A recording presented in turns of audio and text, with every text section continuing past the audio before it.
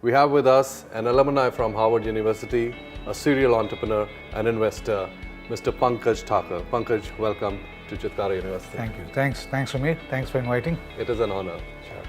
Just tell us a little bit about your journey, your days of, when you grew up and...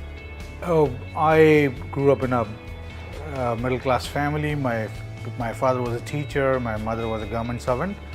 I did my education in mathematics honors from Chitkara University, then I did my MBA, and then got picked up by HCL, and that's where I believe my entrepreneurship training started, because HCL, it was all about going out and doing things on your own. It was early days, 85 I joined HCL, and those days HCL was everything a startup should be. And each one of us who joined HCL that time actually became entrepreneurs in their own ways. So after about 12 years of working with HCL, India Telecom Limited and various other companies, I decided to take a plunge. I did a company with some of my ex-colleagues of HCL, which was primarily into digital printing, workflow designing. And we also started selling a lot of digital printing equipment we ran for 6 years. Then I decided to move abroad. I went to Silicon Valley. I created my first startup there, a classic startup called ConsolNet, which was into Wi-Fi mesh networking. Raised some $1 million there, a few $1 million, and then unfortunately the company was not successful. So in 2004 I came back, started another company called Cellcast Interactive.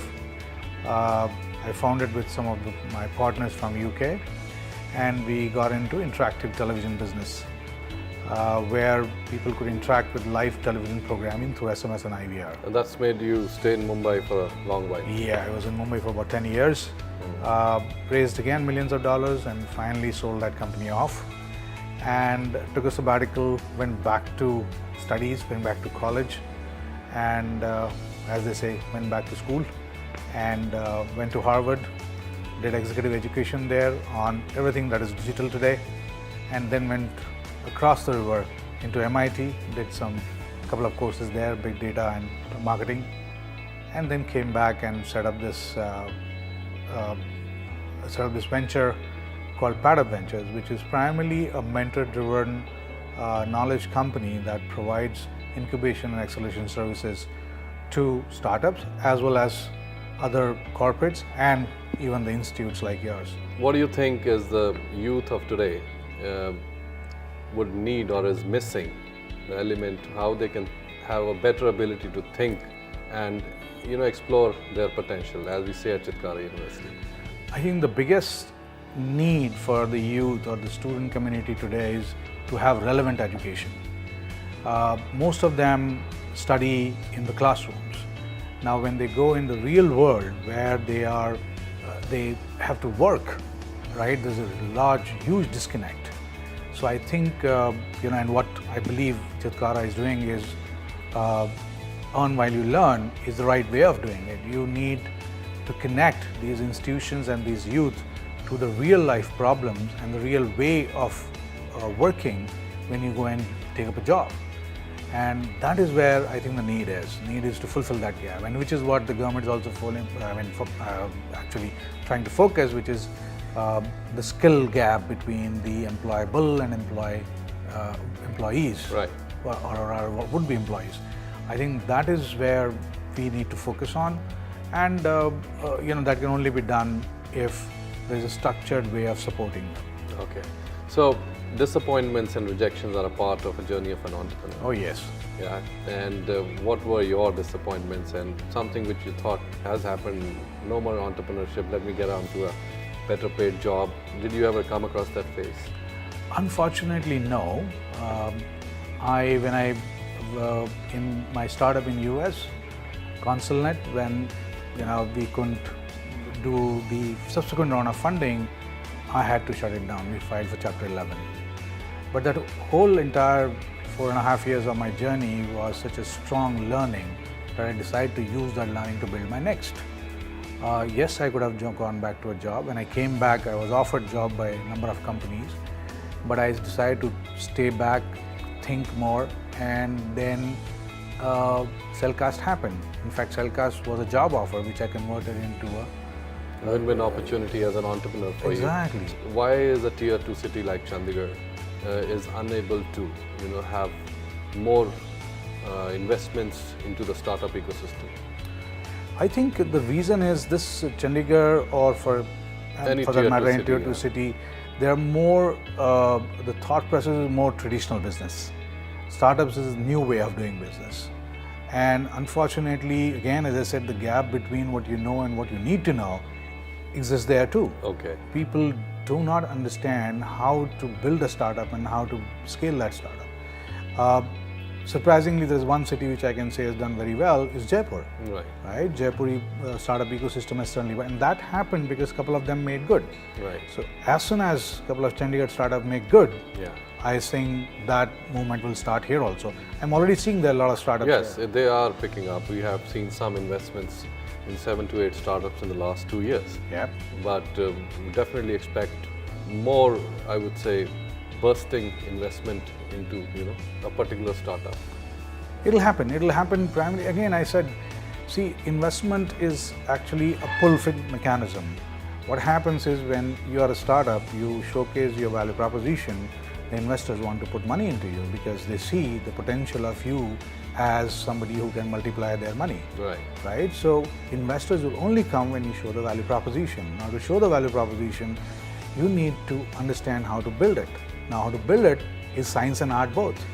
It's an art because you're an entrepreneur, you're a visionary, and you can do things, and science because there is a process to it. So if you combine both, you will be able to showcase your value proposition. And then imagine somebody like a VC whose job is to invest. Right. He has to find you, and he will find you. So it's a and natural they're always progression. on the hunt. They're always on the hunt. It's their job. Otherwise, they will lose the job. Right. So it's their job. So startups has to think in that terms that if I am able to demonstrate a value proposition which is so solid that it can actually solve a real problem, it can solve a real problem at a scale, and there you are. There you are.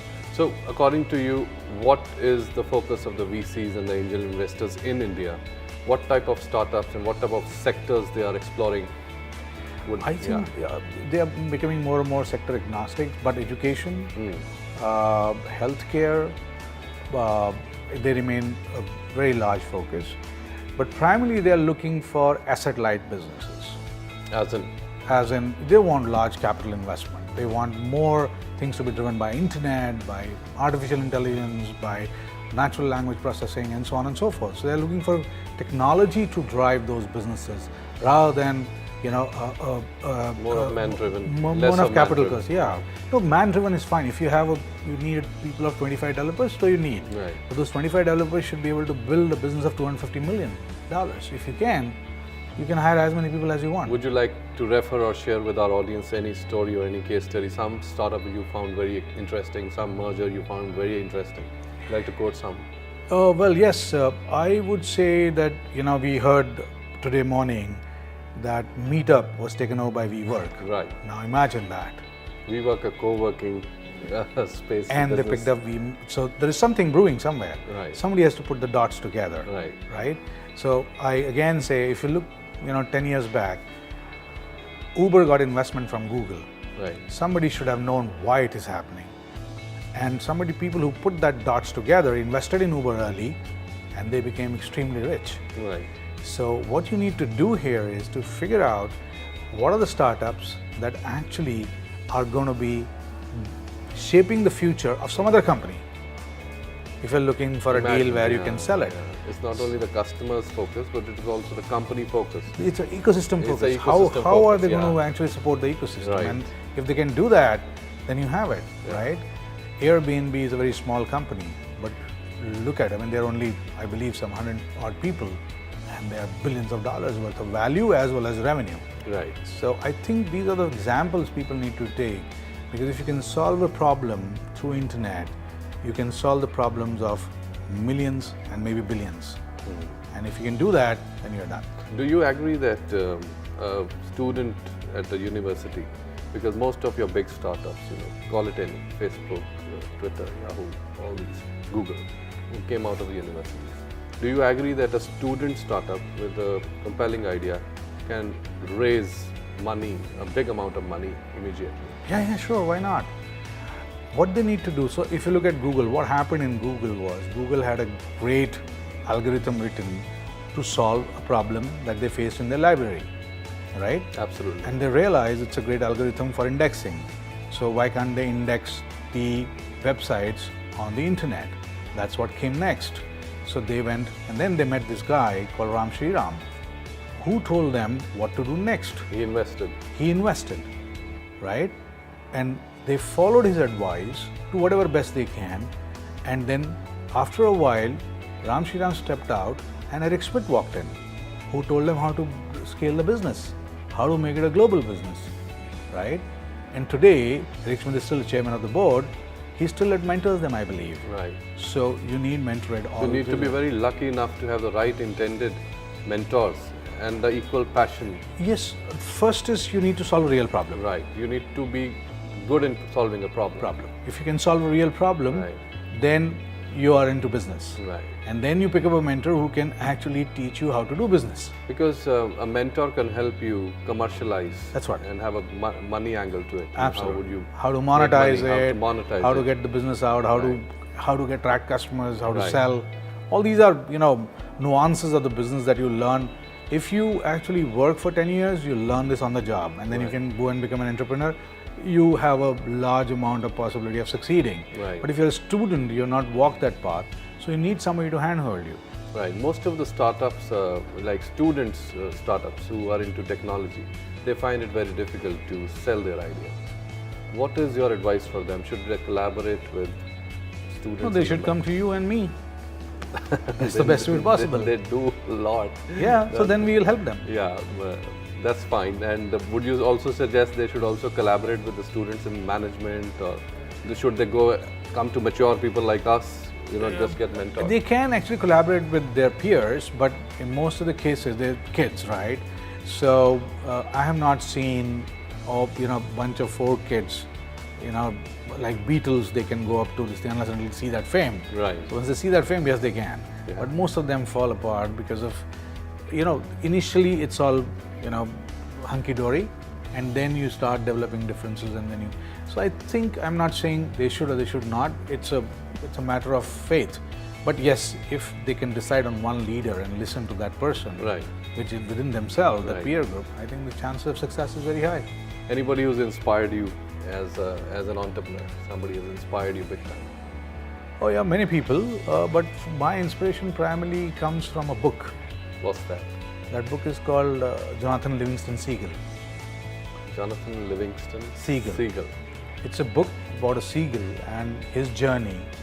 How does he step out of his community, which is trying to hold him back, and what he achieves, and how he gives back. So my entrepreneurship comes from there. And the second source of my entrepreneurship is, as a middle class person, you're always wanting to find a better place in your life. So move, and then you solve problems, and when you solve problems, some of the problems people can relate and you can make money out of it. Right.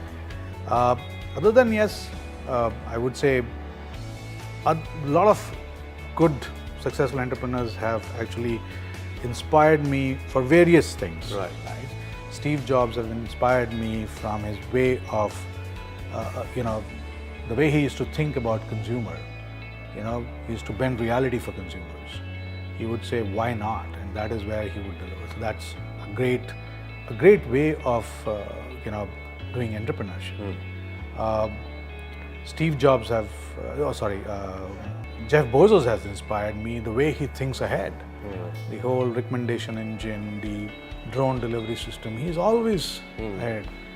Mark Zuckerberg has inspired me because he's converted a very social platform into a commercial platform. I mean, how do you do that? Right.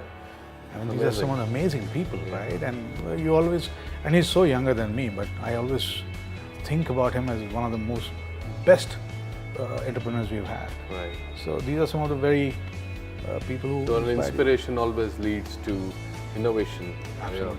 So we could chat more longer, and Yeah, it is absolutely. getting infectious. It's a pleasure Thank you talking so to much. you on Just Candid. Look forward to work with you. Look forward to have more mentoring sessions for our students. Sure, Thank absolutely. you very much. Thanks. It's an honor. Thanks a lot, you. Sumit. Thank Thanks you. for inviting. Thank you. Solving a problem in really given circumstances that you live in. So if you look around you, there are so many problems. If you can solve those problems, I think you can make a living out of it. And if you can, then make it a business. And all I would say is that if you need to know more about it, I would suggest come to this place called Explorer Hub, talk to the folks here, get them to understand what you want to do, how you can solve a problem, write down your problem, write the solution, and then I'm sure they will help you out in building up a startup.